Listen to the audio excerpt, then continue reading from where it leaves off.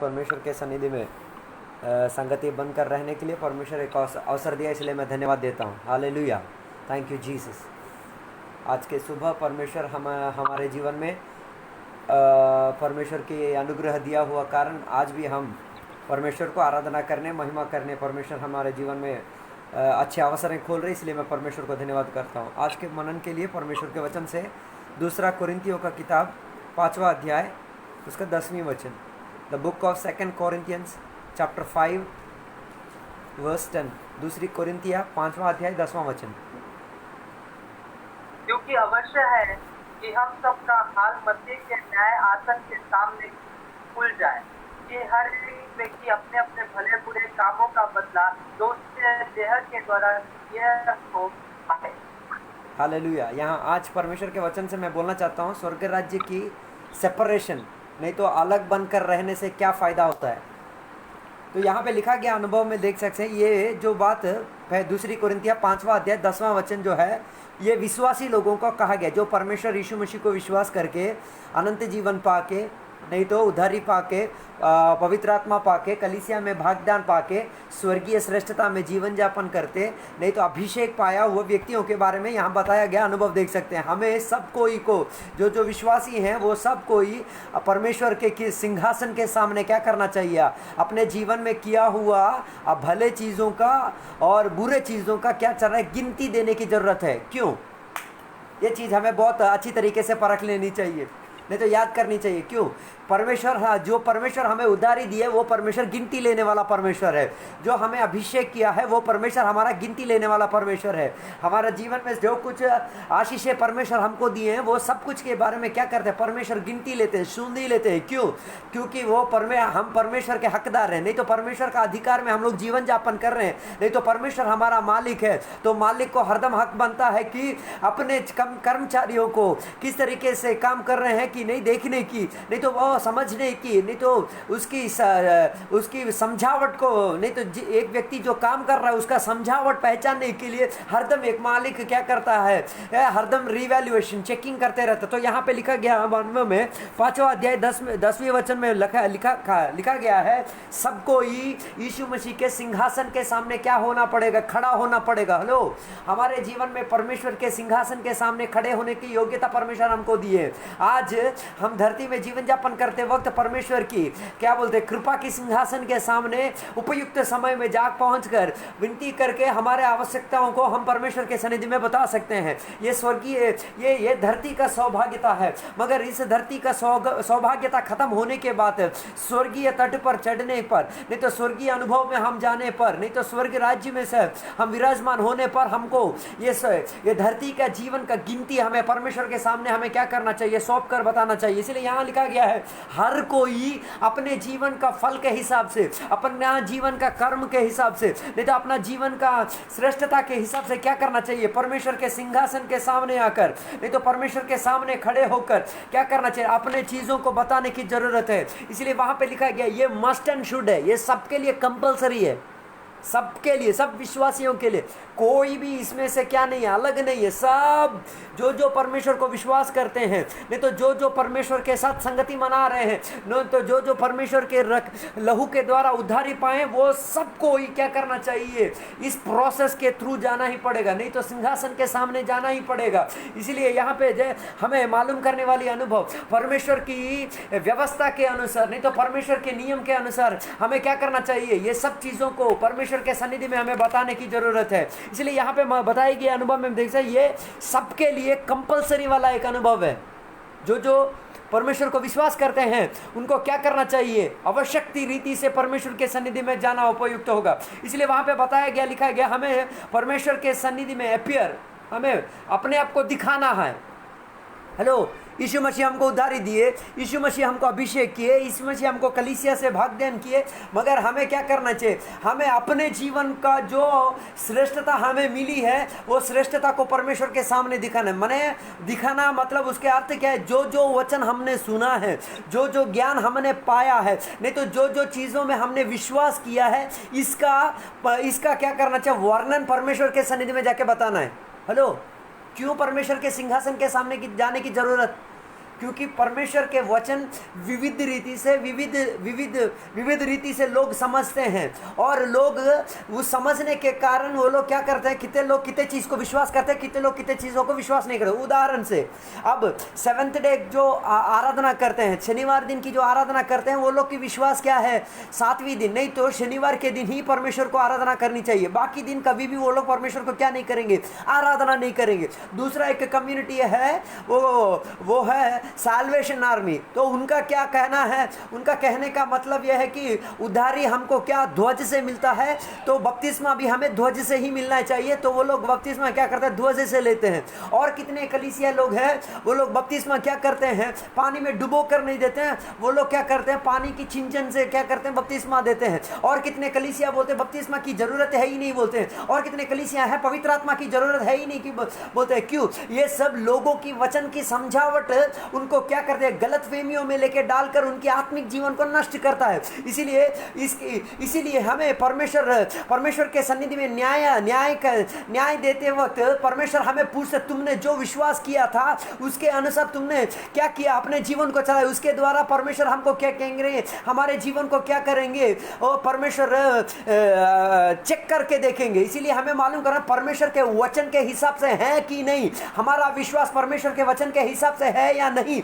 उस चीज के परख जानकारी लेने के लिए परमेश्वर क्या करेंगे, हमारा परमेश्वर न्याय सिंहासन के सामने खड़े करके हमको पूछताछ करेंगे। जैसे एक बच्चा कितना सीखा है, कितना पढ़ाई किया है, कितना मालूम किया है, उसका समझौता लेने के लिए जैसा एक शिक्षक उस बच्चे को बहुत सारे सवालें पूछकर उसके दिल के अंदर की गहराई में क्या क्या भर पड़ा है उसको निकाल लेता है, वैसे ही परमेश्वर हमारे इस धरती के जीवन को परमेश्वर क्या करते हैं, हमारा ये धरती का जीवन खत्म होने पर स्वर्ग राज्य में विराजमान होते पर परमेश्वर के न्याय सिंहासन के सामने अपना अपना हिसाब का पुस्तक खुलना पड़ेगा। इसलिए स्वर्ग में परमेश्वर के वचन के हिसाब से हमें क्या करेंगे, न्याय करेंगे।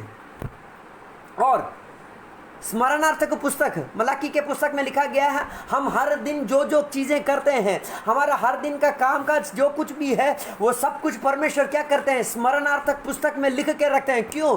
ताकि उसका हिसाब लेने के लिए। इसलिए हमें मालूम करना चाहिए, हम इस धरती में जीवन यापन करते वक्त जो जो हमने किया है, भले हो बुरे हो, उन सब चीजों के बारे में परमेश्वर क्या करेंगे, गिनती हमसे पूछेंगे। जो जो बात हमने कही है उसकी गिनती हमको परमेश्वर पूछेंगे। जो जो वचन हम लोग बोले हैं उसके बारे में परमेश्वर हमको बोलेंगे। जो जो आशीषें परमेश्वर हमको दिए हैं उसके बारे में परमेश्वर हमको पैसे पूछेंगे। जो जो पैसे परमेश्वर हमको दिए हैं उसके बारे में परमेश्वर हमको पूछेंगे। जो कुछ भी परमेश्वर हमको दिए हैं सब कुछ के बारे में परमेश्वर क्या करेंगे, हिसाब पूछेंगे। तब हमें हिसाब सटीक चीज देना पड़ेगा। इसीलिए परमेश्वर ये यीशु मसीह एक कहानी बताते हैं। एक धनवान व्यक्ति क्या करता है, अपना धन श्रेष्ठता सब कुछ एक ही व्यक्ति के हाथ में सौंप कर वो दूर देश को क्या करता जाता है। दूर देश को जाने का मकसद क्या है, इस व्यक्ति की क्षमता पहचानने के लिए, नहीं तो उस व्यक्ति का योग्यता पत्र पहचान कर उसको क्या किया गया, उस घर की चीजों का सब कुछ का देखभाल के लिए उसके हाथ में सौंप दिया गया। और उसने क्या किया, उसके हाथ में सौंप देने के बाद उस मालिक क्या किए, दूर देश को चले गए। दूर देश को जाने के बाद कितने सालों के बाद, कितने दिनों के बाद वो वापस आकर हिसाब मांगता है। हिसाब मांगने पर वो व्यक्ति हिचकिचाने लगता है। क्यों? पहले उसकी हिसाब उसने ठीक नहीं की। इसलिए हमें सोचने की मतलब है ये होनी चाहिए, हम उद्धारी पाए इसका मतलब ये नहीं है कि हम कुछ भी कर सकते हैं। हम अभिषेक पाए इसका अर्थ ये नहीं है कि हम कुछ भी कर सकते हैं। हम कलीसिया में हैं इसका अर्थ ये नहीं कि मैं कुछ भी कर सकता। नो, ऐसा कुछ नहीं है।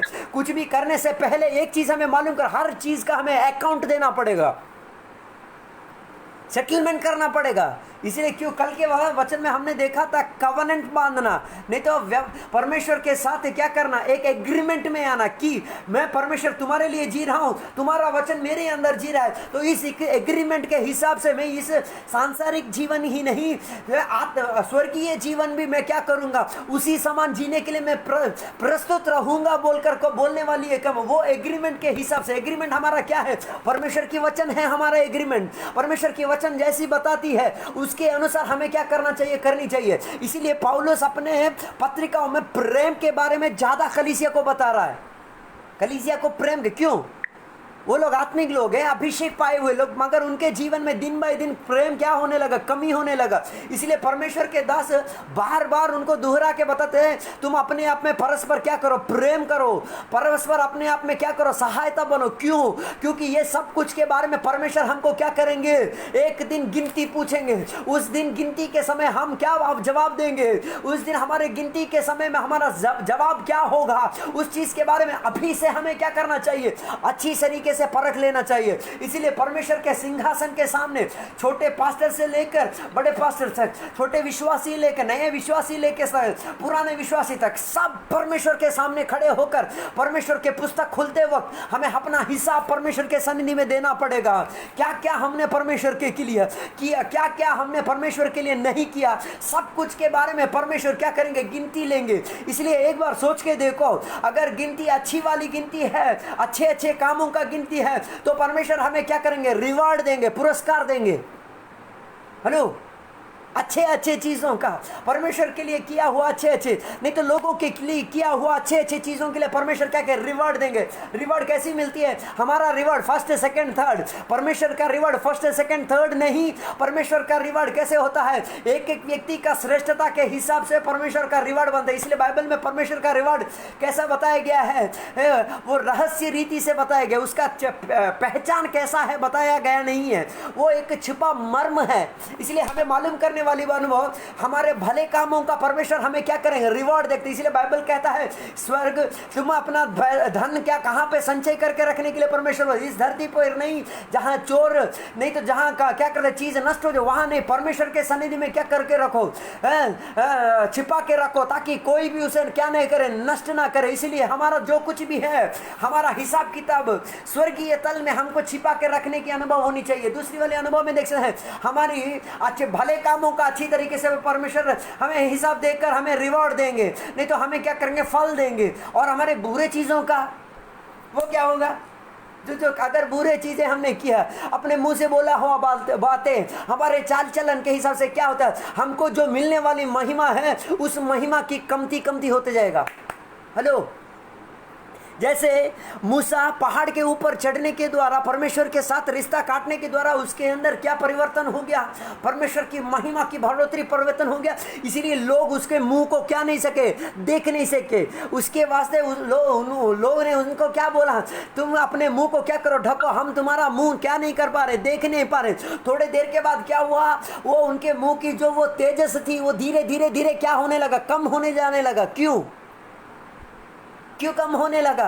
परिस्थितियों के हिसाब से वो महिमा क्या होने लगा, कम होने लगा। क्योंकि जीवन की गुण शैली के अनुभव से वो महिमा क्या होने लगा, धीरे धीरे कम होने लगा। कम होने के द्वारा बाद में जब मूसा की मौत के समय होता है, महिमा उतना ज़्यादा उसके मुंह में, चेहरे में दिखाई नहीं दे रहा। क्यों? जीवन की अनुभव। इसलिए हमें परखनी चाहिए हमारे जीवन में भले कामों का परमेश्वर तो रिवार्ड देंगे, अच्छी बात है। जो बुरे कामों हम लोग किए हुए हैं उसका क्या होगा, महिमा से परमेश्वर हमें क्या करेंगे, कम कर देंगे। इसलिए एक चीज हमें मालूम करना, स्वर्गीय तल पर जो व्यक्तियां जाएंगे, जाने वाले व्यक्तियों को महिमा में अंतर होगी, महिमा में अंतर होगी। क्यों? ये हिसाब किताब में ही ये पता चलेगा। इसलिए वहाँ पे बताया गया है, हम सबको क्या करना चाहिए, अपने शरीर पे किया हुआ सब चीज़ों के बारे में परमेश्वर के सन्निधि में, नहीं तो हमें मिला हुआ सब चीज़ों के बारे में हमें परमेश्वर, इस शरीर के वास्ते हमें किया हुआ सब चीज़ों को हमें परमेश्वर के सामने क्या करना चाहिए, समर्पण करना चाहिए। क्योंकि उधारी परमेश्वर हमारे प्राण और आत्मा को दिए, वो हमारे शरीर में व्यापरित हुआ, तो उस शरीर के द्वारा, नहीं तो शरीर रूपांतरित ना होने से पहले जो कुछ भी हमने किया, सब कुछ का लिस्ट परमेश्वर के हाथ में है। परमेश्वर के हाथ में ही नहीं, शैतान के पास भी है वो लिस्ट। इसलिए शैतान हमारे जीवन का बुराइयों का लिस्ट लेके रखता है, अच्छाइयों का लिस्ट परमेश्वर रखते हैं, बुराइयों का लिस्ट कौन लेके आएगा, शैतान लेके आएगा, उसके पास है। इसलिए ना आयुब के जीवन में क्या कर रहा था, शैतान परमेश्वर के सन्निधि में जाकर क्यों बोला, क्योंकि आयुब के जीवन में कुछ ना कुछ कमी इकट्ठी था। क्या ये ऐसा क्या चीज था कि जो आयुब के जीवन में इतना समस्या आने की कारण? आयुब के जीवन में दो समस्या थी। एक थी, वो अपने बच्चों को ज्यादा प्यार करता था, वो अपने बच्चों के ऊपर ज्यादा मन रखा हुआ था। नहीं तो अपने बच्चों को वो क्या नहीं करता था, बहुत जो परमेश्वर के वचन से आधारित करने के लिए वो बलियार्पण करता था, प्रार्थना करता था, सब कुछ करता था, मगर बच्चों को आत्मिक तौर में चलाने की कोशिश नहीं किया। वो है योब के जीवन में क्या हुआ, जो योब के जीवन में ना करने वाली एक अनुभव। दूसरी वाली अनुभव, अपनी पत्नी को वो उतना क्या नहीं मानता था, ज्यादा प्रेम उसको नहीं करता था, नहीं तो उसको उतने आत्मिकता में लाने की कोशिश नहीं किया। इसके कारण शैतान उसके जीवन को क्या करना शुरू किए, उसका जीवन को क्या एक एक करके पॉइंट आउट करना शुरू किए। हेलो, बिना मौका दिए हुए शैतान कभी भी किसी के जीवन में कुछ नहीं कर सकता। पवित्र आत्मा एक व्यक्ति के शरीर में आना है, अगर हम अवसर देंगे तो ही पवित्र आत्मा आ सकता है। ऐसे ही दुष्ट आत्मा एक व्यक्ति के शरीर में काम करना है तो अगर हम अनुमति देंगे तभी हो सकता है। तो आयुब के जीवन में क्या हुआ जो ऐसे समस्याएं आने के कारण, नहीं तो शैतान के द्वारा परीक्षा होने के कारण क्या, वो परमेश्वर के दास हैं, अभिषेक पाया हुआ व्यक्ति है, वो परमेश्वर के द्वारा धार्मिक बना व्यक्ति है, वो अपने जीवन में अच्छे काम किया हुआ व्यक्ति है, परमेश्वर को विश्वास किया व्यक्ति है, मगर अपने पारिवारिक जीवन में, नहीं तो अपने बच्चों के साथ वाले रिश्तों में उसने क्या किया, थोड़ी बहुत कमी कटियां करने के कारण शैतानिक शक्तियां उसके ऊपर क्या करने लगे, प्रभावित होने लगे। और क्या क्या हुआ समझो, देखो, उसके बच्चे मर गए और उसके पत्नी उसको छोड़ के चली गई, उसके धन संपत्ति उससे लुट गई, वो अकेला बन गया, उसके दोस्त उसको छोड़ के चले गए। क्यों? आत्मिक जीवन खाली उसके व्यक्ति पर जीवन के लिए सोचा, अपने परिवार, अपने बच्चे, अपने दोस्त, भाई लोगों के लिए भी उसने क्या नहीं किया, आत्मिकता को मिलाने की कोशिश नहीं की। इसके लिए शैतान उसका जीवन क्या कर दिया, नष्ट कर दिया। इसलिए मेरे बोलने का मतलब है, हमें परमेश्वर के सन्निधि में अपने शरीर में किया हुआ सब चीजों का हिसाब किताब परमेश्वर के सन्निधि में देना चाहिए। अभी रोमियो का किताब 6वां अध्याय उसका 12वां और 12 से लेकर 14वें वचन तक अगर हम पढ़ते हैं तो उधर देखते हैं, रोमियो का किताब 6वां अध्याय 12 से लेकर 14 वचन तक। इसलिए पाप तुम्हारे नश्वर शरीर में राज्य न करे कि तुम उसकी लालसाओं के अधीन रहो, और न अपने अंगों को अधर्म के हथियार होने के लिए पाप को सौंपो, पर अपने आप को मरे हुओं में से जीता हुआ जानकर परमेश्वर को सौंपो, और अपने अंगों को धर्म के हथियार होने के लिए परमेश्वर को सौंपो। तब तुम पर पाप की प्रभुता न होगी, क्योंकि तुम व्यवस्था के अधीन नहीं वरन अनुग्रह के अधीन हो। देखो वहां पे बताया गया रोमियो का किताब 6वां अध्याय जो है वो यीशु मसीह के द्वारा नया जीवन जो पाया हुआ है उनके बारे में बताया गया। नहीं तो उद्धारी पाए हुए लोग, अभिषेक पाए हुए लोग, कलीसिया में भागदान पाए हुए लोग, उनके जीवन में क्या करना चाहिए, और उनके जीवन में वो लोग नया जीवन पाए हुए लोग हैं, मगर उनके अंदर वो पुरानी जिंदगी क्या नहीं करना चाहिए, वापस आना नहीं चाहिए। नहीं तो पुराने जीवन की जो शैली थी वो नए जीवन में क्या नहीं करने, काम नहीं करना चाहिए। इसलिए वहां पे बताया गया है, अपने शरीर को क्या मत करो, पाप करने के लिए, पाप की प्रोत्साहन करने के लिए क्या मत कर दो, अनुमति मत दो। अगर वैसा किए तो क्या हो सकता है, उसके द्वारा हमारे जीवन में हमको जो परमेश्वर दिया हुआ श्रेष्ठ दान है वो सब कुछ हमारे जीवन में क्या हो सकता है, नष्ट हो सकता है। तो इसका मतलब क्या है, इसका मतलब यह ये शरीर जो परमेश्वर हमको दिए है वो परमेश्वर के लिए काम करने के लिए है, चाहे पाप के लिए काम करे, नहीं तो पाप की इन्फ्लुएंस में आने के लिए नहीं तो पाप की शक्ति की सामर्थ्य में आने के लिए नहीं। पाप का मतलब क्या है, परमेश्वर से अलग हो जाना, नहीं तो परमेश्वर के निकट ना जा पहुंचना, नहीं तो परमेश्वर से दूर निकल जाना, नहीं तो परमेश्वर के व्यवस्था को अपने मर्जी से घुमा लेना, नहीं तो परमेश्वर की इच्छाओं को मेरी इच्छा ना समझ कर क्या करना, फेंक डालना। यही सब है पाप की श्रेष्ठता। इसलिए हमें मालूम करने वाली हमारे शरीर में उधारी पाने के बाद एक मनोभाव आ सकती है, हाँ मैं उधारी पाया हूं, मैं नया जीवन पाया, अब मैं जो कुछ भी कर सकता हूं ये मेरी इच्छा है बोलकर बोल सकते हैं। वो नहीं है, बाइबल कहती है उसके द्वारा हमारे अंदर क्या होता है, प्रलोभन आ सकती है। हेलो, इसलिए अपने इस शरीर के द्वारा हमें क्या करना चाहिए, पाप के विरुद्ध हमें युद्ध करना चाहिए। एक युद्ध, हरदम युद्ध होना चाहिए। युद्ध कब होता है, दो देशों के बीच में युद्ध कब होता है? जब कुछ ना कुछ बीच में समस्या पड़ जाती है, तभी युद्ध होता है। इसीलिए हमें हमें मालूम का हमारा आत्मिक जीवन और इस शारीरिक जीवन के बीच में एक युद्ध है। वो युद्ध किस चीज के ऊपर है? पाप के प्रति है। परमेश्वर से अलग करवाने वाली पाप से हमें क्या करना चाहिए? हरदम युद्ध करते रहना चाहिए, हरदम युद्ध। वो हमारे शरीर से ही हम कर सकते हैं, वो हमारे आत्मिक जीवन से ही हम कर सकते हैं। इसलिए यहाँ बताया गया है हमारे शरीर से, हाँ, हम अपने शरीर को क्या मत करो, पाप की अधिकार में जाने की हम क्या नहीं करें, अनुमति ना दे, क्योंकि परमेश्वर हमें उसके 12वां वचन क्या बताया गया, एक बार पढ़ के देखते हैं 12वां वचन। ये पाप तुम्हारे नश्वर शरीर में राज्य न करे कि तुम उसकी लालसाओं के अधीन रहो। हाँ, और एक बार, पाप तुम पर अधिकार ना करे, इसलिए पाप तुम्हारे नश्वर शरीर में राज्य न करे हाँ। कि तुम उसकी लालसाओं के अधीन रहो, तुम उसकी लालसाओं के अधीन रहो। हाँ, उसके बाद उसके 13वां वचन, और न अपने अंगों को हथियार होने के लिए देखो, तुम्हारा शरीर को पाप का हथियार बनने के लिए, नहीं तो औजार बनने के लिए क्या ना करो, समर्पण ना करो। इसका मतलब क्या है? ये शरीर को क्या नहीं करना चाहिए? पाप की प्रोत्साहन के लिए, उपयोग करने के लिए हम अपना शरीर नहीं देना चाहिए। बदले में हमको क्या करना चाहिए? अपने शरीर परमेश्वर के लिए अर्पण करना चाहिए। परमेश्वर की वचनों के लिए हमें समर्पण करने की जरूरत है, नहीं तो परमेश्वर की सेवकाई के लिए समर्पण करने की जरूरत है, नहीं तो परमेश्वर की अभिषेक के लिए समर्पण करने की जरूरत है, नहीं तो परमेश्वर के राज्य के लिए समर्पण करने की जरूरत है। हमारा शरीर के ऊपर डिमांड करने वाला एक शैतानिक शक्तियां हैं। उस शैतानिक शक्तियों के सामने हमको क्या करना चाहिए? हमारा शरीर परमेश्वर के सन्निधि में समर्पण करना जरूरी है। इसलिए अगर हम अब्राहम के जीवन को अगर देखेंगे, वो अपने जीवन में अपने बेटे को बहुत श्रेष्ठ मानता था। वो अपने जीवन में परमेश्वर उसको दिया वो आशीष के हिसाब से बच्चा को, अपने बेटे को बहुत प्रेम करता था। प्रेम करने के द्वारा परमेश्वर क्या किए? उसको परीक्षा लेने की कोशिश किए कि वो मुझे ज्यादा प्रेम करता है या अपना बच्चे को ज्यादा प्रेम करता है। वो परीक्षा लेने के लिए एक दिन परमेश्वर उसको क्या बोले जानते ना? तुम तुम्हारा इकलौता बेटा को लेकर मेरे को क्या करो, मैं जिस पहाड़ के ऊपर आने बोलूंगा उधर आकर तेरे बच्चे को तुम क्या करो, बलि अर्पण करके आराधना करो। बोलने वक्त उसने क्या किया? किसी को कुछ नहीं बोला, अपना जीवन का समर्पण को उसने समर्पित करा हुआ अनुभव से, प्रस्तुति मन से, जो जो करना है बलि अर्पण के लिए, जो जो जरूरत था वो सब उसने क्या किया?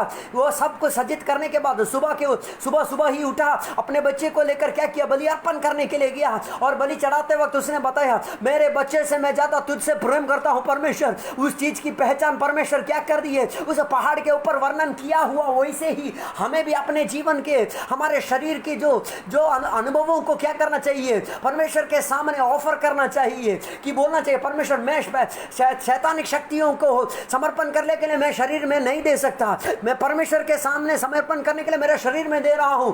जैसे अब्राहम अपने बेटे को बलिवेदी के ऊपर चढ़ाया, वैसे ही हम अपने शरीर को भी बलिवेदी के ऊपर चढ़ाना पड़ेगा। हालेलुया।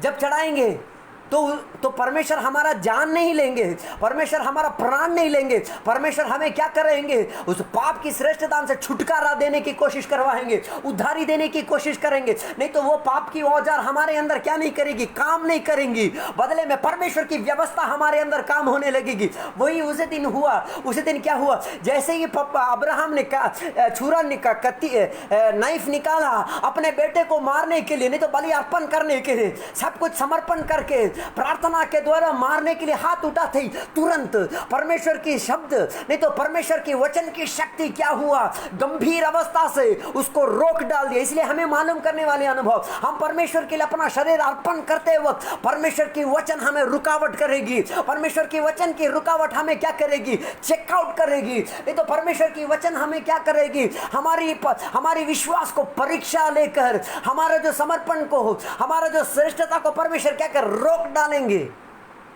रोक डालने के बाद परमेश्वर ने क्या किया? तुम अपने बच्चे को मत मारो, तुम्हारे बच्चे के बदले मैंने क्या किया है? एक बकरी को मैंने तैयार किया है, उसको तुम क्या करो? बलि अर्पण करो। हेलो, जब हमारा समर्पण परमेश्वर के ऊपर ज़्यादा बनने लगता है, जब परमेश्वर के वचन हमारे जीवन में काम करने लगता है, हमारे आवश्यकताएं हमारे नियंत्रण की वह डेरे के अंदर ही परमेश्वर क्या करेंगे, उपयुक्त करके रख सकते हैं। तो फिर बलि हमको देने की जरूरत नहीं पड़ेगी, बलि वस्तु को ही देने की जरूरत पड़ेगी। इसीलिए क्या हुआ जानते हैं ना, अब्राहम ने अपने बेटे को बलि अर्पण नहीं दिया, बदले में किसको दिया? जिस मेमना उसको मिला, उस मेमने को क्या किया? बलि अर्पण के दिया, कर दिया गया। कौन वो मेमना? कौन था? यीशु मसीह था। इसलिए हमें मतलब मालूम करने वाले अनुभव, हमारे पाप से रिहाई उद्धारी देने वाला व्यक्ति यीशु मसीह है। इसीलिए हमारा पाप की औजार सब कुछ यीशु मसीह के हाथ में अगर हम समर्पण कर सकते हैं तो यीशु मसीह की वचनों की शक्ति सामर्थ हमसे काम करने लगेगी। इसलिए व्यवस्था की शुरुआती कहां से? अब्राहम से शुरुआत होने की कारण क्या है जानते हो ना? वो परमेश्वर के वचन के ऊपर विश्वास था, नहीं तो वो परमेश्वर के ऊपर आश्रयवान एक व्यक्ति था, नहीं तो अपने शरीर को परमेश्वर के लिए औजार बनकर दे दिया, शैतान को औजार बन के नहीं दिया। बदले में उसका जो भाई था लोथ, उसने क्या किया? अपने शरीर शैतान के हाथ में औजार बन के दे दिया। इसलिए उसने कहां पे गया? परमेश्वर जहां उसको जाने नहीं बोले वहां गया। कहां? सोदोम गोमोरा में गया। वहां गया ही नहीं, घर बनाया, निवास किया, वो गांव का मुखिया भी बना, अपने बेटियों को उनके रिश्तेदारों के साथ भी शादी भी वाचा कर दिया, सब कुछ कर दिया। हेलो, अगर हम अपने शरीर को पाप की इंस्ट्रूमेंट बनाएंगे, वो हमारा फायदा ही लेगा, कभी भी नष्ट नहीं करेगा, फायदा ही फायदा। Everything is bonus. इस्करियत यहूदा यीशु मसीह को क्यों बेचने की कोशिश किया? वो फायदा ही चाहता था, उसका मकसद फायदा।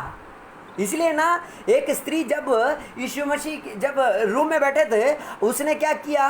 बहुत खरीदारी वाली जो अत्तर लाकर तोड़कर यीशु मसीह के पाँव में डालकर उस रूम को सुवासनित करते वक्त ये इस्करियत यहूदा ने क्या, क्यों ये वेस्ट, इसकी क्या जरूरत? एक तो 1 साल की कमाई है, ये तो 1 साल की दरिद्र लोगों को देता था, कितना अच्छा। तो उसका मकसद क्या है? फायदा, लॉस नहीं, फायदा। वो फायदा के लिए ढूंढने वाला था। इसलिए उसने क्या किया? मौका ढूंढने लगा कि कैसे भी मैं यीशु मसीह को बेच के कुछ पैसा हासिल करूं। हेलो, इसलिए यीशु मसीह उसका पाप का औजार बन गया। हेलो, एक चीज हमें मालूम करनी चाहिए, वो जो विश्वास वो पकड़ के रखा था, वो विश्वास उसको पाप की औजार के लिए इस्करियत यहूदा को क्या करने लगा? बदलाव देने लगा। इसलिए उस इस्करियत यहूदा पाप कर करके आखिरी उसने क्या किया? फांसी डालकर मर गया। फांसी डालकर मरा ही नहीं, जिस रस्सी उसने बांधा, उस रस्सी भी उसको क्या नहीं किया? खड़ा कर नहीं सका। हेलो, इसलिए हमें मालूम है हमारा शरीर पाप की औजार नहीं, हमारा शरीर परमेश्वर की महिमा के लिए होनी चाहिए। इसलिए मैं अपने शरीर को परमेश्वर के महिमा के लिए अर्पण करने के लिए तैयार हूँ। इसलिए उसकी 12वें वचन में बताया गया कि मैं अपने शरीर को क्या करूँ? परमेश्वर के लिए अर्पण करूँगा। परमेश्वर की धार्मिकता के लिए मैं क्या करूँगा? अर्पण करूँगा। क्योंकि परमेश्वर मुझे क्या किया है? मरे हुए परिस्थिति मुझे जीवन दिया है। मैं एक जमाने में मरा हुआ व्यक्ति था, आत्मिक तौर पर मर गया व्यक्ति था, नहीं तो मेरे जीवन में मैं नरक योग्यता मरण में भाग्यवान था, नहीं तो परमेश्वर से मैं अलग था, व्यवस्था से मैं अलग था, परमेश्वर की आशीषों से मैं दूर था, परमेश्वर मेरे को जरूरी ही नहीं थी। ऐसे परिस्थिति में यीशु मसीह की द्वारा मुझे क्या मिली? नया जीवन मिला, नयापन मिला।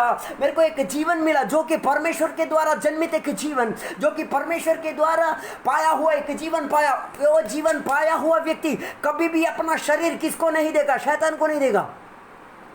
कलीसिया में जब आते हैं क्यों हम ताली बजाते हैं? कलीसिया में जब आते हैं क्यों हम प्रेज़ लॉर्ड बोलते हैं? कलीसिया में जब हम आते हैं क्यों हम अन्य भाषा में आराधना करते हैं? क्यों? अपना शरीर शैतान को ना देकर परमेश्वर की औजार बनने के लिए हम दे रहे हैं। इसलिए भजन संगीता कहता है मेरी हाथों के द्वारा मैं परमेश्वर की क्या करूंगा? ताली बजाकर मैं आराधना करूंगा। क्यों? तुम ताली बजाते वक्त कितने शैतानिक शक्तियों का प्रभाव तुमसे दूर हट सकता है, समझे नहीं?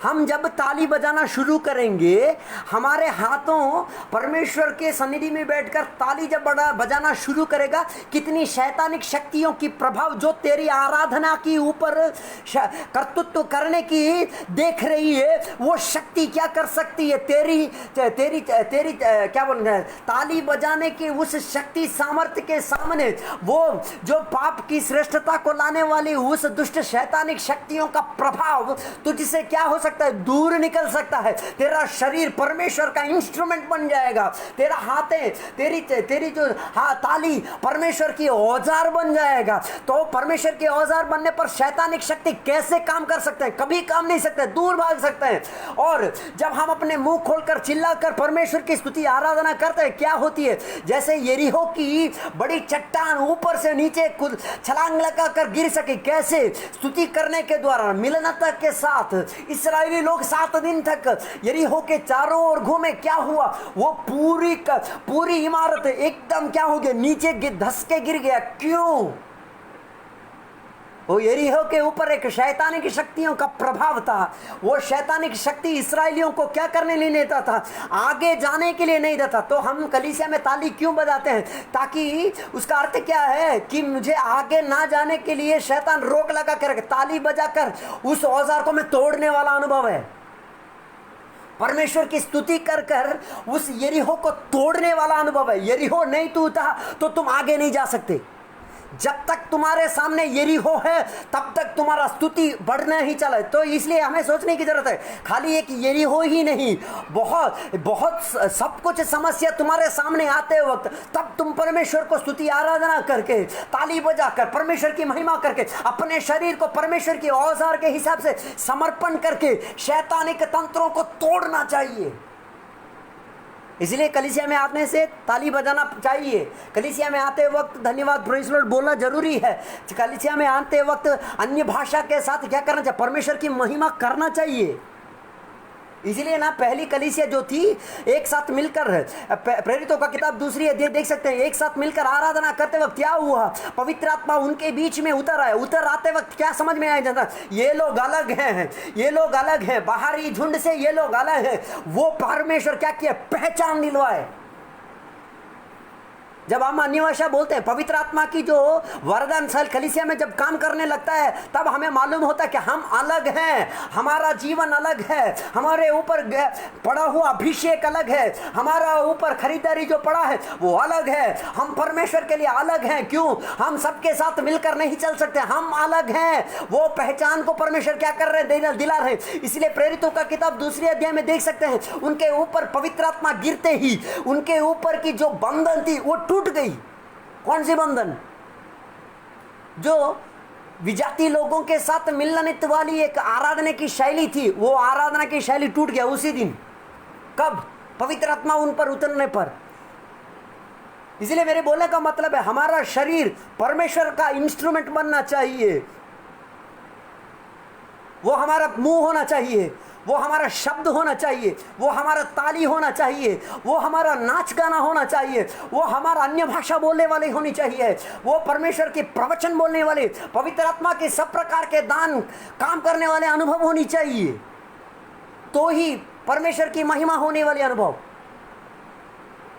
हेलो, इसलिए इस्राएलियों के व्यवस्था के हिसाब से जो महापुरोहित याजक होता था, वो क्या करता? अपने जीवन को शुद्धिकरण के साथ मिलाप वाले तंबू के अंदर जाकर सेवकाई सब कुछ करते वक्त बाहर झुंड क्या करेंगे जानते हो ना? ताली बजाकर परमेश्वर को आराधना महिमा करके, परमेश्वर की श्रेष्ठता को, नहीं तो शैतानिक शक्तियां जो कि परमेश्वर की सेवकाई को रोक टोक करती है, उस शक्तियों के ऊपर बाहर की झुंड जय प्राप्त करते वक्त मिलाप वाली तंबू के अंदर याजक अपने प्रार्थना के द्वारा, अपना जीवन की शुद्धिकाई के द्वारा, पवित्रता के द्वारा, वो भी क्या कर रहा है? परमेश्वर की महिमा उतारने के लिए वो भी समर्पण करके परमेश्वर के सानिध्य में युद्ध कर रहा है। दोनों जगह से युद्ध, अंदर भी युद्ध बाहर के लोग भी युद्ध, ये दोनों युद्ध के बीच में परमेश्वर उतर आया शैतानिक शक्तियों के ऊपर। नहीं तो शैतानिक आराधना के ऊपर परमेश्वर की मौजूदगी आ गई, परमेश्वर की महिमा उतर के आ गई। महिमा उतरने से पता चलने वाली अनुभव क्या है जानते ना, उस साल पूरा परमेश्वर उस झुंड को आशीष कर रहे हैं, उस साल परमेश्वर उस झुंड का आवश्यकताओं को पूरा कर रहे हैं, उनके मकसद को परमेश्वर पूरा कर रहे हैं। उस चीज के बारे में परमेश्वर वर्णन करने वाले अनुभव है परमेश्वर की महिमा उतरना। इसलिए वो लोग क्या करते थे, अपना शरीर परमेश्वर के लिए समर्पण करते थे। कब? जब साल में एक बार, नहीं तो जब आराधना जरूरत थी तभी करते थे। बाकी समय सब ये लोग क्या करना शुरू किए, विग्रह आराधना करना शुरू किए, व्यभिचार करना शुरू किए, विजातियों के जैसा करना शुरू किया। इसलिए क्या हुआ, इनका आराधना इनसे निकल गया, इनका तंबू उनसे निकल गया, इनका राज्य उनसे निकल गया, व्यवस्था उनसे निकल गया, सब कुछ उनसे क्या हो गया, अलग हो गया। हेलो, अगर हम अपने शरीर को परमेश्वर की औजार के लिए समर्पण नहीं करेंगे, हमको जो कुछ मिला सब एक एक करके हमसे निकल जाएगा। इसलिए उसके 14वें वचन में बताया गया है, ऐसे लिखा गया है कि देख उसका 14 वचन क्या बोलते हैं, देखे 14। तब तुम पर पाप की प्रभुता न होगी, क्योंकि तुम व्यवस्था के अधीन नहीं वरन अनुग्रह के अधीन हो। हेलो, हम किसके अधीन में हैं? व्यवस्था के अधीन में नहीं है, पाप के अधीन में नहीं है। व्यवस्था हमें क्या करती है, हमें पाप को पहचान दिलाती है। यीशु मसीह के अनुग्रह से हमके क्या मिलती है, रिहाई मिलती है, उद्धारी मिलती है। इसीलिए हमारा व्यवस्था कौन सी व्यवस्था, अनुग्रह की व्यवस्था। अनुग्रह कौन है, यीशु मसीह है। यीशु मसीह के द्वारा हमको मिला हुआ free choice, free gift, free मुफ्त में मिला है। उस मुफ्ता हमें, हमारे योग्यता, हमारा श्रेष्ठ दान से हमको नहीं मिला है, वो परमेश्वर की उचित कृपा हम पर पड़ी, इसलिए हमको मिला। इसलिए उधर बताए जाने वाले अनुभव, इसलिए परमेश्वर का मंदिर हम बने, हम परमेश्वर का मंदिर बने। इसीलिए वहां पे बताया गया, पहली कुरिन्थिया का किताब 6वां अध्याय में बताया गया है कि हम कौन हैं, परमेश्वर के मंदिर हैं। हम परमेश्वर के मंदिर होने का कारण क्या है, हमारा शरीर परमेश्वर का मंदिर बन गया, नहीं तो परमेश्वर निवास योग्य करने वाला जगह बन गया। क्यों? 6वां अध्याय 19 और 20वां वचन पर अगर पढ़ते हैं तो देख सकते हैं, पवित्र आत्मा के निवास योग्य स्थान, जगह बन गया। कहाँ? हमारा हृदय। पहली कुरिन्थिया 6वां अध्याय 19-20।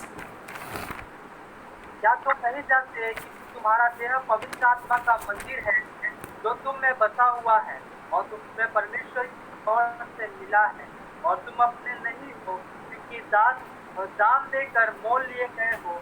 इसलिए अपनी देह के द्वारा परमेश्वर की महिमा करो। हेलो, हम क्यों परमेश्वर की महिमा करेंगे? क्योंकि हमें परमेश्वर ने खरीदा है। दूसरा, हमारे अंदर परमेश्वर की पवित्र आत्मा हमारे ऊपर दी है। क्यों? इसीलिए हमें मालूम, हमारा शरीर को परमेश्वर का इंस्ट्रूमेंट के हिसाब से हमें क्या करना चाहिए, समर्पण करना चाहिए। इसलिए पौलुस को जब यीशु मसीह पकड़ रहे हैं तो अनन्या को परमेश्वर क्या बोल रहे थे ना, अनन्या तुम डरने की कोई बात नहीं, पौलुस को मैंने क्या किया, मेरे हथियार बनने के लिए मैंने उसको क्या किया, चुन के रखा है।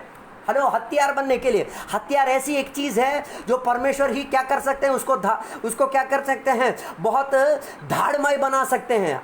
हथियार को हरदम क्या, किसकी जरूरत है, उसको हरदम क्या करना, पॉलिश करने की जरूरत है। पॉलिश अगर है तो अच्छी तरीके से काम हो जाएगा। इसीलिए परमेश्वर पौलुस को क्या किए, पकड़कर पॉलिश किए। पॉलिश क्यों किए? ताकि वो एक औजार बने, ताकि बहुत लोगों के अंदर से पाप की श्रेष्ठता, नहीं तो पाप की कलंकता हटाकर परमेश्वर की क्या कर सके, कृपा को, परमेश्वर के अनुग्रह को, परमेश्वर की श्रेष्ठ दान को उनके हृदय के अंदर भर सके। इसीलिए उन्होंने कितने पत्रिका, 14 पत्रिकाएं लिखा। 14 पत्रिकाओं में लिखने वाली का चीजें क्या है, परमेश्वर मुझे जो औजार बना है वो काय के लिए, वो परमेश्वर के मकसद के लिए, परमेश्वर की संतान बनकर जीवन यापन करने के लिए। इसलिए इधर क्या बताया गया, हम परमेश्वर के द्वारा खरीदारी किए गए हैं, हमारे अंदर परमेश्वर के पवित्र आत्मा निवास है। हेलो, एक बार हम अपने घर क्यों झाड़ू मारते हैं, क्यों अपने घर को पोछा लगाते हैं? ताकि सुबह से लेकर शाम तक घर के अंदर हवा के प्रभाव से क्या हो सकता है, गंदगी आ सकती है। सुबह से लेकर शाम रात तक हवा की चलने के द्वारा गंदगी भी क्या हो रही है, उड़ उड़ कर घर के अंदर आते, वो कचड़ा बन जाता है। इसीलिए एक आत्मिक व्यक्ति का जीवन में भी ऐसे ही होता है, कचड़ा आ सकता है, हवा के माध्यम से भी आ सकता है, कुछ के भी माध्यम से भी आ सकता है। तो हर दिन क्या करना चाहिए? कचरा को साफ करने वाली एक अनुभव। कचरा साफ करने के लिए तीन औजार हमारे लिए, एक परमेश्वर की वचन, दूसरा पवित्र आत्मा की शक्ति, तीसरा यीशु मसीह का लहू हमारे जीवन की सब प्रकार की कलंकता को हमें क्या कराएगी? शुद्धिकरण दिलाएगी। इसलिए हमें मालूम करनी चाहिए हमारा शरीर को परमेश्वर के औजार के हिसाब से समर्पण करना चाहिए और हर दिन क्या करना चाहिए? परमेश्वर के वचन के हिसाब से हम धोना चाहिए। परमेश्वर के पवित्र आत्मा की अभिषेक से हम अपने आप को धोना चाहिए। हर दिन परमेश्वर के लहू के ऊपर आश्रयवानित होकर हमें अपने आप को क्या करना चाहिए? शुद्धिकरण पाना चाहिए, तभी पवित्र आत्मा हमारे अंदर हो सकती है। इसलिए ना दूसरे लोगों जो विजाती लोग क्या करते हैं, अपने मंदिर को क्यों सुबह सुबह उठ के वो लोग वो मंदिर को क्यों धोना, वो मंदिर को क्यों साफ सुथरा करना? क्योंकि उनको मालूम है कि वो जगह कलंकित हो सकता है। इसीलिए उसको क्या करेंगे? सुबह भी धोएंगे, रात को भी धोएंगे, सुबह रात को धोएंगे। और क्या करेंगे? उनकी जो जो अर्पण है वो सब करेंगे। ऐसा है तो आत्मिक जीवन में हमारा जीवन सोच कर देखो, हम अपने शरीर को कितना शक्ति रीति से औजार बन कर रखेंगे। जितना हम परमेश्वर के लहू के ऊपर आश्रयवान होंगे, उतना हमारा जो औजार है उसको हम क्या कर रहे हैं? पॉलिश कर रहे हैं। जैसे सोना बहुत साल यूज करने के बाद वो क्या होता है? कलंकित हो जाता है, उसमें मैला आ जाता है। तो उसको हम लोग क्या करते हैं? जो सोना जो बनाने वाला व्यक्ति उसके निकट जाकर हम लोग क्या करते हैं? उसको फिर से तैयार करवाते हैं। वही अनुभव है परमेश्वर के वचन की तैयारी, वही अनुभव है पवित्र आत्मा की तैयारी, वही अनुभव है यीशु मसीह के लहू के ऊपर आश्रयवानित होने वाले अनुभव। हेलो, तो क्या होता है? वो औजार फिर से नया बनता है, औजार फिर से एक नयपन आ जाती है उसके अंदर, औजार को फिर एक चमक आने लगती है। सोना को जैसे होता है, चांदी को जैसे होता है, वो सेम हमारे जीवन में भी होता है। इसलिए हमें मालूम करने वाला हमारे अंदर पवित्र आत्मा की बढ़ोतरी है, पवित्र आत्मा की श्रेष्ठता हमारे अंदर जीवन यापन कर रही है। नहीं तो हम परमेश्वर के लहू के द्वारा खरीदारी किए गए हैं। इसलिए हमको क्या करना चाहिए? अपने शरीर की सुरक्षा हमें देखनी चाहिए, अपनी शरीर की सुरक्षा हमें देखनी चाहिए, कोई और नहीं देख सकता। इसलिए एक चीज हमें मालूम करना, आदम और हव्वा वाटिका में जब वो लोग अपने शरीर के हिसाब से पाप कर कर गिर गए, क्यों परमेश्वर उनको आकर तुरंत न्याय किए? तुरंत परमेश्वर उसको क्या किए? न्याय किए। न्याय करके क्या किए? उनको पूछताछ किए, तुमने सही से उससे काम को किया, किसके द्वारा किया? सब कुछ पूछताछ करने के बाद दोनों को क्या कर दिया?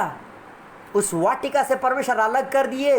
उनका महिमा निकल गया, उनका वस्त्र निकल गया, उनके जीवन में जो जो श्रेष्ठ दान था सब कुछ निकल गया। ऐसा है तो हमारे जीवन में भी ऐसे ही होगा। परमेश्वर के न्याय सिंहासन के सामने हमारा जीवन का सब कुछ का चरित्र हम परमेश्वर के सामने खुल्लम खुल्ला खोल के रखना पड़ेगा। इसलिए हमें सोचने की मतलब, परमेश्वर आदम को और हव्वा को जैसे वाटिका से निकाल दिया, वैसे परमेश्वर स्वर्ग से हमको निकाल तो नहीं देंगे, मगर क्या हो सकती है? महिमा की नंगापन आ सकती है। हेलो, महिमा में नंगापन। इसलिए स्वर्ग में कितने लोग रहेंगे नंगा? महिमा में नंगा।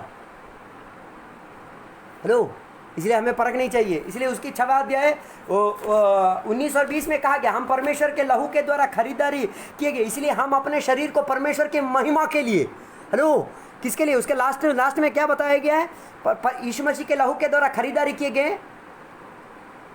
इसलिए हम अपने शरीर को परमेश्वर की महिमा करो। परमेश्वर की महिमा कब उतरती है? जब समर्पण निकलता है, जब आराधना निकलती है, जब परमेश्वर के लिए हम अपने शरीर को औजार बनकर देते हैं, तब परमेश्वर की महिमा। पुरातन नियम में महिमा कैसे उतरती थी? एक झुंड पूरी एक समान बनकर आत्मा के शक्ति के द्वारा, पवित्र आत्मा की भरपूरी के द्वारा, वचन के हिसाब के द्वारा मिलाप वाली तंबू के अंदर जाकर क्या बोलते हैं, मिलाप वाली तंबू में जाकर बलि अर्पण की श्रेष्ठता अर्पण करने के बाद वापस आने से पहले परमेश्वर की महिमा उतरती है। परमेश्वर की महिमा मेघ पर उतरने पर तब मालूम पड़ जाता, पढ़ने वाले अनुभव, परमेश्वर हमारे आराधना में संतुष्ट हुए हैं। हेलो, महिमा परमेश्वर की होनी चाहिए, महिमा परमेश्वर की होनी चाहिए, हमारी नहीं। हमारा महिमा नहीं होनी चाहिए, परमेश्वर की महिमा होनी चाहिए। अभी उसका पहली थिस्सलुनीकियों का किताब 3 अध्याय उसका 7 और 8वां वचन अगर हम लोग पढ़ेंगे, उधर देख सकते हैं 7 और 8। पहली थिस्सलुनीकियों का किताब 4वां अध्याय 7 और 8। कि परमेश्वर ने हमें शुद्ध होने के लिए नहीं परंतु पवित्र होने के लिए बुलाया है। इस कारण जो इसे इसे शुद्ध जानता है वो मनुष्य को नहीं परंतु परमेश्वर को शुद्ध जानता है, जो अपना पवित्र आत्मा तुम्हें देता है। हेलो, पवित्र आत्मा से हमको क्या करना चाहिए? अपने आप का शुद्धिकरण, पवित्रता में आगे दौड़नी चाहिए। जो पवित्र है और अधिक क्या करना चाहिए? पवित्र बनो। जो दुष्ट है और अधिक दुष्ट बनना चाहिए। हेलो, यीशु मसीह हमको क्यों अलग करके रखे? ताकि हम क्या करें? पवित्र बने। हमारा जीवन पवित्र, हमारा सेवकाई पवित्र, हमारे काम पवित्र, हमारे हर गुण पवित्र होनी चाहिए। हेलो, यीशु मसीह किसे लेने के लिए आ रहे हैं? एक पवित्र झुंड को लेके आ रहे हैं, लेने के लिए आ रहे हैं। इसलिए हमें अपने आप को क्या करना चाहिए? पवित्र। पुरातन नियम में जो इस्राएलियों का याजक जो है वो अपने आप को क्या करना चाहिए? हरदम पवित्र रखे रहना चाहिए।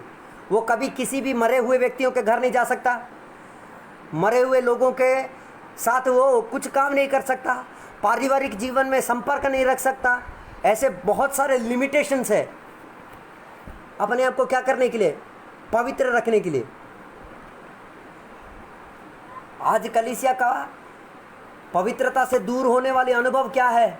महिमा खुद हम अपने ऊपर लेना ही पवित्रता से अलग होने वाली अनुभव। लोग परमेश्वर की महिमा के लिए सब कुछ कर रहे हैं, मगर फोटो किसकी आ रही है? अपनी खुद की। पब्लिसिटी किसकी आ रही है? अपने खुद की, परमेश्वर की नहीं। परमेश्वर का नाम छोटा, अपना फोटो बड़ा। परमेश्वर का वचन छोटा, अपना एड्रेस बड़ा। महिमा किसकी हो रही है? इसलिए हमें मालूम करने वाली अनुभव, हमारा शरीर, प्राण, आत्मा सब कुछ परमेश्वर के लिए हमें अर्पण करना चाहिए। इसलिए उसकी 7वें वचन में बताया गया है कि हमें परमेश्वर पवित्रता के लिए बुलाया है। किस चीज़ के लिए बुलाया है? पवित्रता। जो पवित्र है और अधिक पवित्र होना चाहिए। विश्वास जब किए तब परमेश्वर हमको पवित्र किए, और विश्वास करके, विश्वास में बढ़ोतरी पाते पाते पवित्रता को और क्या करना चाहिए? बढ़ोतरी देना चाहिए। वही है हमारा मकसद। इसीलिए परमेश्वर हमको कलीसिया दिए हैं, इसीलिए परमेश्वर हमको सौभाग्यता मिल दिए हैं, फेलोशिप दिए हैं। क्यों? ताकि हम अपने आप को क्या कर सके? और पवित्र कर सके। हालेलुया। इसलिए आज हमारे जीवन में मतलब मालूम करने वाली अनुभव, परमेश्वर कलीसिया को अलग क्यों किए? इस्राएलियों को परमेश्वर अलग क्यों किए? अब्राहम को परमेश्वर अलग क्यों किए? क्योंकि अलग करने से ही उसमें पवित्र चीज निकल सकती है। परमेश्वर अच्छे और बुरे के बीच में अलग क्यों रखे जानते हो? ताकि अच्छे के अंदर पवित्रता हो सके, नहीं तो बुरे के अंदर क्या हो जाए? पवित्रता नहीं हो सकती है। इसलिए हमें मालूम कर परमेश्वर हमको अलग क्यों किए? ताकि हम पवित्र बनकर जीवन यापन करें।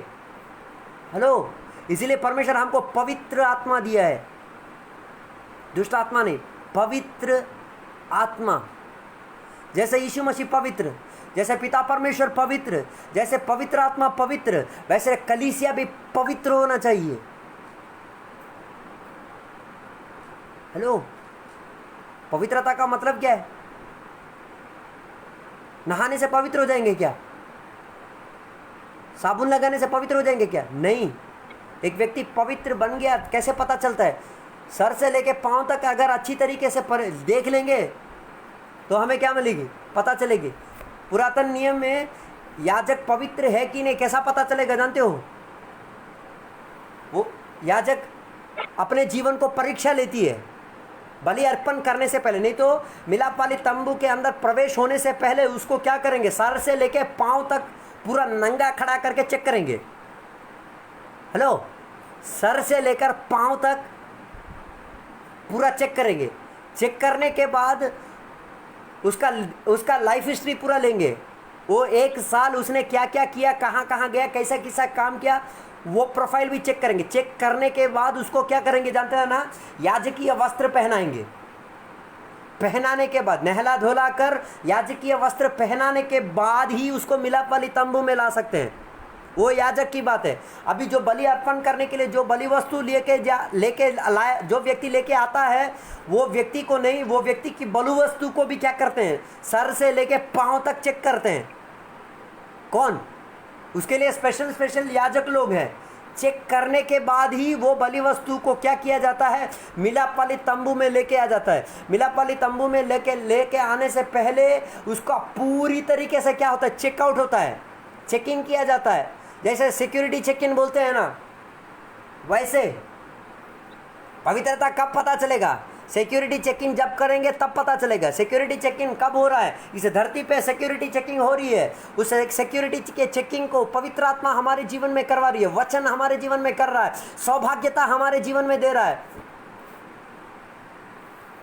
लो, इसलिए आज सुबह हमें मालूम करें हम अलग हैं, हम सबके साथ मिलके नहीं चल सकते। इसलिए बाइबल कहता है विश्वासी और अविश्वासी कभी मिलजुल कर जा सकते हैं क्या? विश्वासी एक अविश्वासी को शादी कर नहीं सकता। एक विश्वासी एक अविश्वासी के साथ जीवन काट नहीं सकता। क्यों? दोनों अलग अलग है। अंधेरा अंधेरा है, ज्योति ज्योति है, रोशनी रोशनी है, अंधेरा अंधेरा है, अच्छाई अच्छाई है, बुराई बुराई है।